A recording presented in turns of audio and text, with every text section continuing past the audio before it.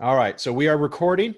It is day 2 of week 1.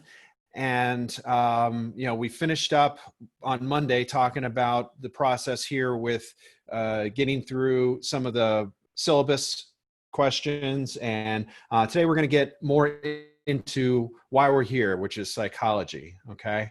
So before we do that, I kind of just want to start off by checking in, because this has been some very trying times for many of us, alike and apart. Many of us have similar experiences. Many of us have very different experiences. So I'm just kind of curious, and if you're willing to share, that would be great. There's no obligation to share here, but I'm curious as to how some of you COVID has impacted you negatively and positively. Try and come up with both of those. Is anybody willing to share with me today? I can share. Go ahead.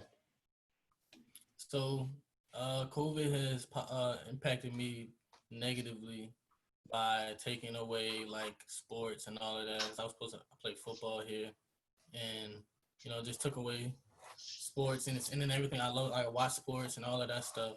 But then it impacted me positively because it just gave me more time to get ready for to play the sport in college, since I'm a freshman. Okay. And what's your sport, Noah? Football. Okay. Well, I'll tell you what, the cancellation of football, or not cancellation, postponement of football has impacted me too. I went to most of the games last semester or last year. So I'm a huge football fan. I love hockey too. So that, things are coming back in a different way. But yeah, I do share that frustration with you. So, but your positive is that it gives you more time to prepare, kind of get used to school, and then kind of get into sports, right? Right. Okay. All right. Well, that's good. All right. Thank you for sharing that, Noah. Anybody else? A positive and negative. Go ahead. So positively, it helps that I'm home with my daughter more. She'll be 3 in October, so being able to be home and taking care of her and not being away from her has helped me positively. But negatively, it's done a lot with the whole college thing. I'm not a really good online learner, so I tend to actually be drawn to being on campus. And right when it happened, it was my first semester at ESU. I transferred over from Northampton and graduated with my associate's degree in criminal justice. So now I went for my bachelor's, and sadly I was only there for about a month and a half, and then I had to get put on online school. So it's been a process of learning differently. Yeah. Well, yeah, I'm sorry that happened to you so quickly, but yeah, and I think a lot of people share that grief, including myself. I had the middle of the semester when that happened. I had about 500 students, and as you can imagine, everybody just panicked and wanted to email and get comfort, and it paralyzed me as an instructor. Just not being able to, I really sympathize with everybody. It was just hard for me to reach out to everybody and help them the way that we could. And that's kind of why I'm doing this, is just to give that face-to-face interaction and give people an opportunity to feel like there's some kind of normalcy here, But so the good thing is, the positive out of that is you get to spend time with your daughter more. Yeah. Okay, well, that's good. And we're finding that, right? With her, it means a lot. Well, good. Yeah. That's good to hear. Especially when Some having people, a hard time, it makes it a lot easier. yeah. So some people would probably not agree that being around their kids all the time is a positive thing. Yeah. So you're lucky. You're very my fortunate. one and only. All right. So. Well, thank you for sharing that. Well, thanks for sharing that, Crystal. Anybody else? I think this COVID helped me because it gave me more time to prepare for football.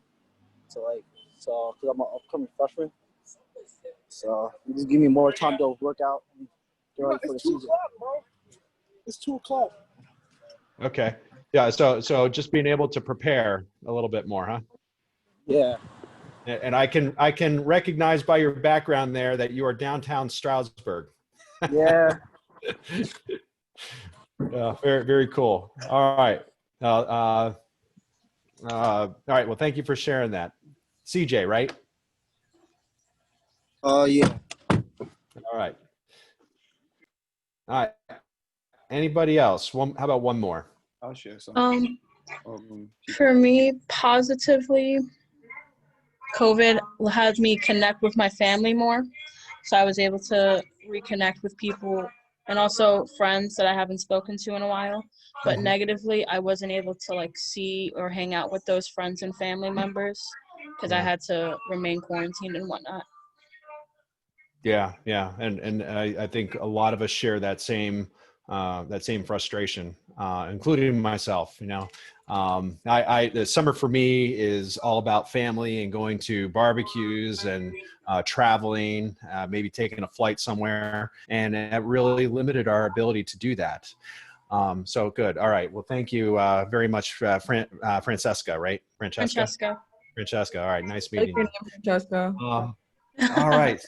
So what's that? I said I like her name. Thanks, I like yours you're too. fantastic. you should be in the same research team. So anyway, the reason why I bring this up is not to get personal with everybody. I mean, I am very interested in how everybody does this differently, but that's not my main goal. What I'm trying to show here is an illustration that we are all going through the same situation, but we're doing it differently. We're all impacted differently because we have different things going on in our lives. And while there might be some commonality, like a vast majority of people feel isolated, many of us have families that like Crystal said, it was a positive for her. Some families, it's not a positive, being put and isolated with people that they may be in abusive situations or neglectful situations or dangerous situations. So that wouldn't be a positive for them. Where finances, everybody is impacted differently with finances. Some people are okay. They had online jobs to begin with, and now, they're probably doing more online work. But for somebody that's more in like retail or customer service, face-to-face customer service or banking, not so much. They either lost hours or they lost their job altogether, which is impactful. So we're all going through the same thing differently. And that's kind of what psychology looks like. Psychology is more of a soft science as opposed to hard science. And we'll talk about that here. I'll explain what I mean by that here in just a minute. So what I'd like to do today is start off our discussion with what is psychology. So who wants to be bold, who wants to be brave, and give me their definition? Maybe it's a definition you got from the book, but what is your definition or your meaning for psychology? Can I go? Yeah, go ahead. So this isn't like a technical definition, but this is how I used to think about it. It's basically the science of the mind. That's how I always thought about it. Okay. Mind and behavior. Science of mind and behavior. Okay. Anybody else? I'm not saying this is right or wrong. I'm just wondering what everybody's opinion or definition of psychology is. The reason why people do the things they do. Okay. Okay, good. Should we take notes? You can either take notes if you like, or I'm going to be recording that. This is being recorded and it's going to be published on the website, so you can review this if you want. Why people, what did you say one more time? Why people do what they do, right? Okay. What else? What are some other ideas? It's the study of people and their minds and how they interact with each other. Okay, study of people and minds and interactions. Okay. Okay, good. All right, so I think we have a really good rounded definition of what psychology is. The literal translation of psychology is psych, which is mind, and ology, which is study. So study of the mind, okay? When we look at psychology in the field, there are many avenues that we get. We have industrial psychology, which helps businesses, helps managers, employees, and customers interact well to do better with the business or the company or the organization. We have social psychology, which studies not individuals, but how individuals act collectively within an environment or a society. Okay, we have psychologists who look at evaluating people for dysfunction or distress or deviant behaviors. We have forensic psychology, which looks at criminal behaviors and how the mind works with people that get involved in some very dangerous and violating ways of other people, right? So anyway, psychology fits into many aspects. And then I do want to bring up psychiatry as well. With many of us hear psychiatry, some people go to psychiatrists for different reasons. Does anybody know what the difference between a psychologist and a psychiatrist is? Just curious. One of them can prescribe medicine. Right. Right. So a psychologist deals more with the behaviors and the thoughts and the emotions, whereas the psychiatrist is aware of those behaviors, thoughts, and emotions. However, they have a medical doctorate degree where they can prescribe medication. And generally, that's what they usually do. They don't really sit and talk to people for an hour. Not all of them. Some of them, I think they do, but it's very rare that they do that because they're in so short demand. By the way, anybody ever wants to get into psychiatry, you will be paid well, and it's it's a highly sought after position that companies need psychiatrists badly. Psychology, we need psychologists too, but they're a little bit more abundant, just not as much as psychiatrists are pretty rare. So anyway, that's a pretty good rough definition of psychology. Now, I heard this word a lot, the mind, okay?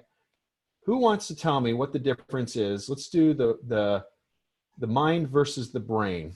What's the difference between a mind and a brain?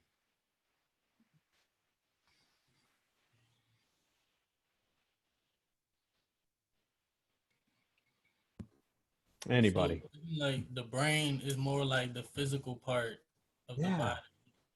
The actual organ. What was that? The mind is more like the intellectual part. Intellectual, okay. Intelligent. The mind is like the emotions and the thoughts of the brain, kind of. Thoughts, okay. Okay. Anybody else? Your mind is more of your personality. Personality, okay. All right. So I'm not getting a whole lot because we kind of just summed up the brain as the physical structure, right? It's like the organ. And that's exactly what that is. So when we go back to the definition of psychology, right? We look at, trying to move. Okay, there we go. So going back to the definition of psychology, we consider it the study of the mind because that's exactly what that is. We're looking at, in psychology, we are looking at intelligence. We are looking at emotions, thoughts, and personality. And that's a majority of what we're going to be spending our time in this class. Now, we will also be talking about the brain and the physical structures of the brain because the brain really contains the process of the minds. By show of hands, how many of you are pretty familiar with how a computer works? Like the hardware and the software, what the hard drive does. Okay, seeing quite a few hands going up there. Weirdly enough, my bachelor degree was in computer science and technology. And then I took some psychology classes later on and fell in love with it and kind of moved on from there with a master's degree and eventually my PhD. But how that all made sense to me is that we really formed computers based on our interpretation of how our minds work. right? So if you look at, and you'll hear me reference this throughout, especially when we get to memory, how memories are formed, and even the next chapter, I'll be talking about it as well. But the mind is more like the software, right? You have the software and you have the hardware. So within the computer, you have the hardware, which is your central processing unit. You have your random access memory. You have your hard drive. You have your serial bus. You have your input, which is your keyboard and your mouse, and then you have your output, which is usually your screen or your printer, right? So you put information in, it processes it, it mulls it over, and then it gives you an output of some sort, right? And that's kind of what our mind does, right? As far as the input versus the output. Information in, information out. The brain, all the wires and routing and storage, that's all on the brain side. So that's a good way to really look at this analogously. With that, when we consider the brain, there are a lot of things that can go wrong. We could have misfiring of some of the neurons, and we'll talk about this next week when we get into it. We could have chemical malfunctions or dysfunction within the brain, which affects our output, right? So if, for example, if we have an overstimulation of dopamine, we might be more susceptible to hallucinations, to presenting ourselves happy and more energetic than what we should be in any given moment. So that really affects us. The hardware affects the software. And that's very true when we look at computers as well, right? All right, so what I have for you today is just kind of a fun little exercise. And I'd like to put you all into groups to do this. So what I'll ask you to do is pick somebody in the group that will be willing to talk about it. But I'd like you to come up with a myth that you've heard about psychology. It could be as wild as you want it to be. Maybe it's something you heard that you know is false, or maybe you're just curious about it and you just have a question. So let's go ahead and do that. I'm going to break you off into about groups of 4. And just talk it over, and we'll meet back here. I'll give you about 5 minutes, okay? So when you see how we do the breakout rooms is I'm going to hit create breakout rooms. You should see something pop up saying, let me enter or join or something like that. Just click on that and it'll send you to your appropriate room. Okay, so about 5 minutes.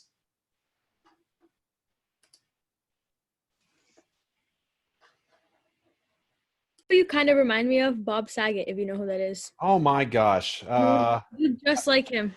I don't get that. You know, somebody else told me that last year, and you're like twins. That's kind of frightening.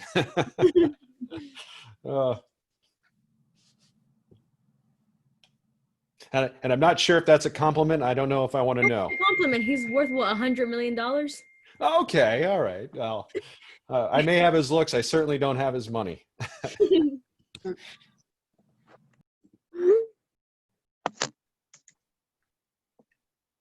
And I got to say, I'm impressed that anybody even knows who he is. I don't think he's really been on anything in Fuller House. He's on Netflix. Oh, I guess he is on Fuller House. I forgot about that. I tried watching that. It didn't really stick with me. But okay, all right. Looks like I think we got everybody back now. Okay, so what did we come up with? What were some of the myths that that your group came up with for psychology?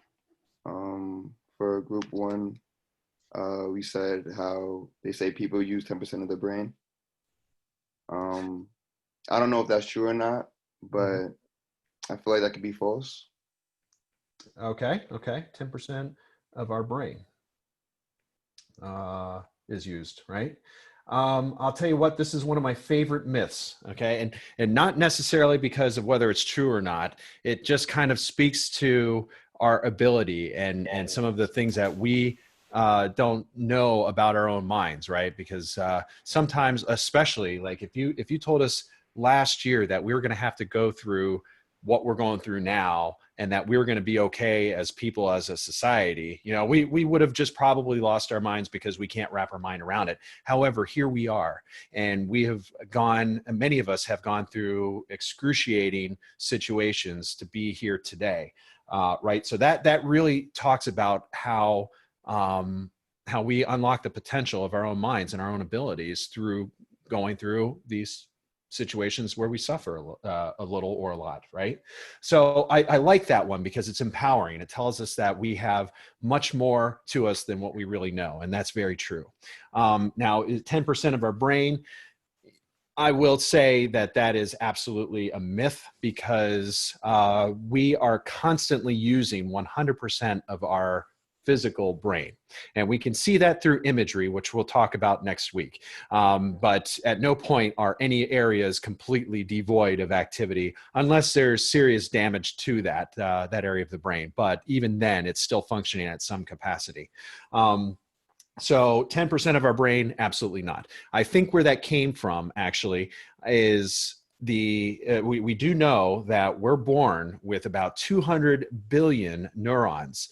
Now, these neurons are the building blocks for our neural pathways. So they start forming connections within our brain, which helps us learn. It helps us develop behaviors. It helps us feel sensations. It helps us smell and see and taste and hear and all these things. So these pathways are constantly being built, and it takes 200 billion neurons to start that. And that happens at a very young age. And in fact, we'll learn a majority of our of learning that occurs happens right around prenatal and infancy, and then through toddler, and then it starts to wind down a little bit as we get into later childhood and adolescence, and then even slower when we get into adulthood, and even slower than that when we get into senior years, geriatric. So where we wind up with in later years, like elderly ages, is usually around 20 billion neurons left in our brain that have formed. So what happens with the rest of it? What happens with the, 180 billion? They go away. They flush out of our system. They go stagnant. They really don't reapportion to anything else. They're not formed into anything else. They just go away because they're not used. So I think that's probably where somebody somewhere said we're born with 200 billion neurons in our brain and we die with 20 billion. So I think that's maybe where that 10% came from. But that's a good one. That's one of my favorite ones. All right. How about another myth? I just thought of one. Go ahead. Come up with one, but I just thought of one big brother because of 10%. That just reminded me of it. Somewhere I learned that dolphins use 20% of their brain or something like that. I haven't heard that one, but that may be true. I would imagine it's similar to our brains, where they probably don't have a percentage that they use and versus what they don't use. I think that's probably speaking to what their abilities are, really. And yeah, okay. So yeah, all right. So dolphins use 20%. I'm going to write that just because that's interesting. 20% of dolphin brains. Have you ever seen the movie Lucy? Have I seen what? A movie called Lucy with Scarlett Johansson. I haven't seen that. I did want to see that. Right? Is that the one where they give her some kind of pill or medicine and it just unlocks like all this like psychic energy and stuff like that? Yeah. Okay. That whole stuff. Yeah. Those movies are always fascinating to me. But yeah, I think that talks about the 10% of our brain too. That kind of fills in that. All right. What other myths have we heard? My group said, oh, sorry. No, go ahead. Okay, my group said we don't necessarily learn like more effectively based on our preferred learning style. Don't learn, based on learning style. Okay, so what do you mean by that? Visual learner by doing things. It more just depends on like the content that you're learning. Okay. That's really a good one. And when we get into learning, I think it's chapter 4 or 5, as well as developmental psychology, we all and again, this goes back to the 200 billion neurons. We all pick up on things a little bit more effectively than others. So for example, some of you may, if I gave you a list of instructions and just told them to you instead of wrote them down or emailed them to you, some of you would be able to memorize that list or those procedures and do them. Others of you may have a difficult time remembering that list and or executing those tasks that I give you. So, and many of you can probably attest to this, that you're more physical, hands-on. So as opposed to me giving you a video saying, hey, do this, you actually have to do that to learn. And there's really a scientific basis to that. There are some people that are more dexterous and they like to do physical things as opposed to just thinking about that. And that could have to do with distractibility. That could have to do with how you've learned to pick up things in the past. So it really is different for everybody. Now, to say that we don't learn based on a learning style, I think that would be a myth, because we do. Everyone has a way that they learn best. Now, can we all learn at some capacity? Yes, absolutely. So for example, giving you that list, many of you might pick up 80% or even 100% of that list if I gave it to you. And maybe some of you would only get 10, 20, 30% of it. It's still learning. It's just not as effective as maybe another style that you have. Okay. So that's a good one. I like that. All right. How about one more? Let's do one more. I was going to say that violent offenders usually have like a diagnosis of like mental illness. Violent offenders have mental illness. I'm going to put DX because that's my shorthand for diagnosis of mental health illness or mental illness. Okay. Well, that's a loaded one. That's a good one. I like it. And with my interest being in forensic psychology, I would have to say maybe. Okay. Obviously somebody that could hurt somebody else and not feel remorse, would have definitely some things going on, right? Antisocial personality disorder or aggression or lack of control, lack of emotion, probably in my experience, a history of trauma themselves. Are they diagnosed before they commit offenses? No. Not always. In fact, many of them are not diagnosed until well after the fact. So yeah, I would say that that's part myth, part true, because you can't hurt somebody. You can't be an offender to somebody and not have something going on upstairs yourself, right? So, okay, that's a good one. How about one more? I did like that one. Go ahead. Okay. One that my group said was that like, oh, I can cure my child's illness if we just get rid of dairy and gluten and all processed foods. Okay, wow, okay. Child illness with, I'm trying to think of, I'm going to say holistic. Okay. I'm trying to think. So what does that have to do with psychology?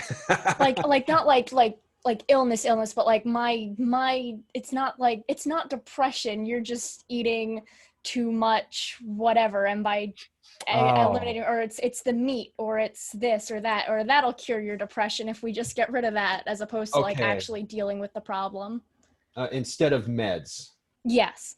Okay, I see that. Okay, and you know what? I'm going to advocate for a life without medication. Okay, I believe that we all have the ability to do things without meds or without being on meds our whole life, to some extent. Now, there are, again, going back to the brain, if there are brain abnormalities, there's not a whole lot we can do about that, and that might require more medications, right? But for maybe like depression, like mild depression or something like that, if there aren't any physiological or neurological explanations for that, like if we're just going through, like many of us are probably experiencing a lot of discomfort with classes or finance or something like that, in situations like that, a majority of the time we probably have the capacity to get over those things without medications.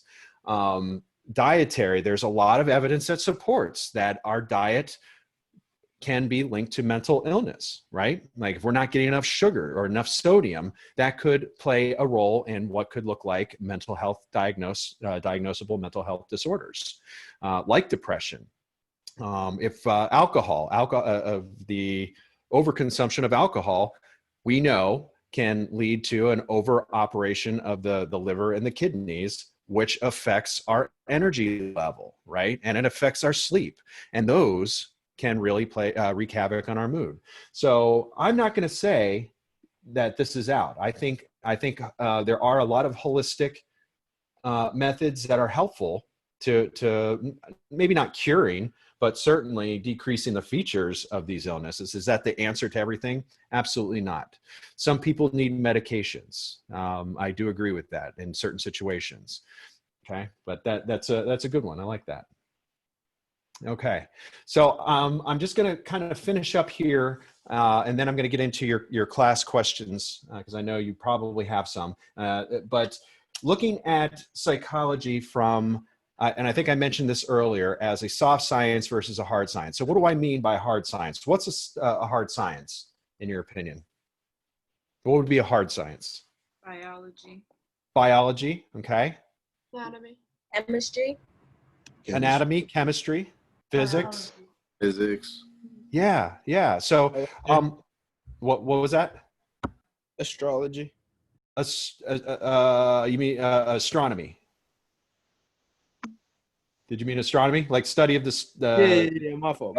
Okay. Because astrology would probably be more of a soft science. It depends on who you ask. I don't want to step on anybody's toes. That I like astrology. Don't misinterpret that. But what those sciences have in common is that 1 + 1 = 2 every time. And I'm just kind of saying that metaphorically. But we have proof that if you throw a ball in the air on planet Earth, it's going to come down with some kind of force and some kind of speed. That can be replicated 100% of the time, okay? Psychology doesn't operate that way. We have good guesses and we operate in norms and theories, but it doesn't happen all the time that way. So we can predict within a certain amount of accuracy. If we walk up to a stranger on the street and we trip them, they are going to probably have a violent reaction. That is the norm. Some people, very handful of the people, may not react at all, or they may be very passive, or they might be passive aggressive and wait for you to turn your back and then they can go slash your tires, right? But a vast majority, if we trip somebody on the street, they're going to probably react in kind with some kind of violence, okay? So thinking of that, it makes psychology kind of interesting and unique because you start throwing in all these cultural differences and all these upbringing differences and even genetics, how we might be a little bit more excitable than the person next to us, right? We might get irritated more. Maybe we have some kind of chemical thing that's going on that may make us a little bit more mellow or a little bit more heightened. We don't know. It might be past experiences, right? If somebody has been tripped accidentally before, and then they're tripped again, and they might come back and say, well, that might have been an accident. They had that experience, right? So all these things mix in to make us all very uniquely different in how we behave to different situations. And what gets even more interesting when we get into social psychology is we're pretty good at predicting norms with people, but you get people into a collective and all bets are off. We don't know what they're going to do sometimes, right? Because they act collectively different. And we'll talk more about that when we get into social psychology, excuse me. All right. So any questions related to this, what we covered today? I'm going to get into the assignments and stuff here in just a bit. All right. So with that, I'm just going to go through and read some of these questions here in chat. What's assignment 1? So assignment 1, let's see. So assignment 1 is due today. So what you'll need to do is go into D2L, download, or I'm sorry, not download, but let me show you. I'll share my screen with you so you can see.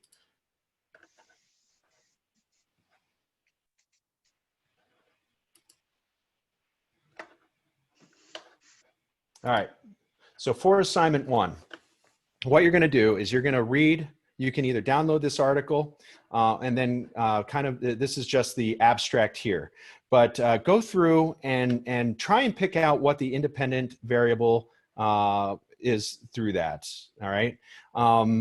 It's in your book. It talks about what independent versus dependent variables are, and just do your best to answer these based on what you read in the book. Okay. Answer them in paragraph or sentence format. Try and stay away from one words. And then when you get that completed in just 1 or 2 pages, click on, it'll say, actually, let me go back here. So you click on assignment 1 and it'll say, so this one is set up a little bit differently. Future assignments will be set up as drop boxes. This one's set up as a thread because I want you all to see how this process works and what everybody else's work looks like. So start a new thread. You can enter your name, week 1 assignment, whatever you want to do. And I don't know if you have to enter anything in here or not. I don't require you to, but if you want to just say NA or C assignment, whatever you want to do. And then click on attach, add attachments, okay? And when you click on that, you'll be able to attach your Word file, your doc file, or whatever you have in here, and then you hit post and it'll submit. Now you won't be able to see anybody else's submission until you submit one yourself. So just be aware of that, okay? We can paste our Google Docs link in the box, correct? I would prefer that you do it, if you could, please attach, because I want you to get used to doing documents, and I want to see that you know how to do APA style. And again, I'm going to be very loose with this one and very generous. I'm not expecting you to be experts in APA right off the bat. We'll work towards that, but just upload your document so I can see, you know, what font to use, the double spacing, so on and so forth. Okay. All right. I know it's been a whirlwind of a week. Please try and get it done today. I'm not going to be a stickler if you get it done today or get it done tomorrow, but certainly I would need to have you have it completed. I don't really answer much on the weekend. So if you get to Saturday and you've got questions, it's probably going to be too late. So just be aware of that. Okay. I won't, and of course it's Labor Day weekend. So yeah, I'll be doing other things. A television thingy. Yep.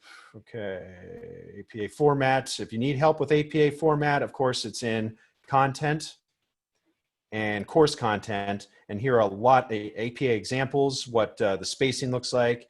Of course, Purdue OWL is very helpful. And of course, up at the very top, if you need help, you can contact tutoring or the Writing Center, and they'll be able to help you. That's right. The assignment due time is 11:59. So by when do we have to reply to somebody's post? By Saturday. Okay. It looks like you're helping each other. Very good. You do not need an abstract or a title page for any of the weekly assignments. You'll need that for the final group project, but not for this one. Okay. All right. Any other questions? Can you like go over what exactly we have to do? I'm still a little confused. On what? Like our assignment. Okay. What I would, all right. What are you confused about exactly? So we have to ask a question on Packback, right? Okay. You're talking about Packback. Yes.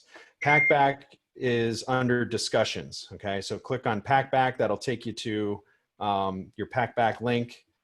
And I know a couple of you are still trying to resolve getting your accounts. Just email that link there and tell them who you are and what class you're in, and they'll set you up. They'll get you account access. Okay. All right. So after you write the question, then you just. For this week, all you have to do is respond to mine. Next week, you'll write your own question and respond two others. Okay. So Okay. for this week, just answer mine. And if somebody else has one, you want to get practice answering them, that's fine too. To this week, it's very light. Just respond to my question. Okay. Okay. Any other questions? I have a quick question about the book. Mm-hmm. I actually haven't gotten it yet. I ordered it and it's supposed to be coming soon, but I'm not sure what day it's going to show up. So, Okay. like, do you know exactly when we're going to be, like, getting into the book, like, in the next few We days? have quiz 1 is going to be due as well. I see the question came up. Pack back and quiz 1 are both due at midnight or 11:59 technically on Sunday. Okay, so if you don't have a book, I did confirm. All you have to do is go into our course homepage, click on this link. It's going to take you to our book, our Revel book. You have 14 days free trial with that. Okay, so you'll be able to get in there and use that if you're waiting for a book. Okay. All right. Thank you. Anything else? All right. I thought I have a question. I thought for the book, all we needed was a code. Or did we have to actually get the textbook? You can do whatever you want. If you want to get the textbook, you can get the textbook. If you want to do the Revel code, you can do the Revel code. Whatever is the cheapest option, as long as it's the Cicerelli in white. Let me look at the edition. 4th edition. If you want to rent it, I'm not going to be using Revel for any of its functions. I just provide it because it's a quick way to get the book and it's a cheap option.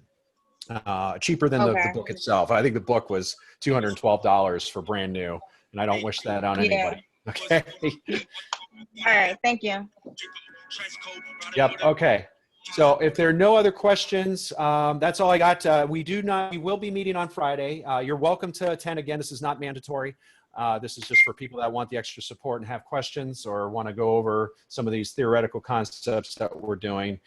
We will not be meeting Monday, so I'll put an announcement out just confirming that. But yeah, I won't be doing this on Monday. We'll meet again on Wednesday if you want to attend, okay? So that's all I have. If you have any questions that you need a little bit more one-on-one support, I'm going to stop recording now and just hang back and I'll get to you as soon as I can, okay? I'll see you all Friday.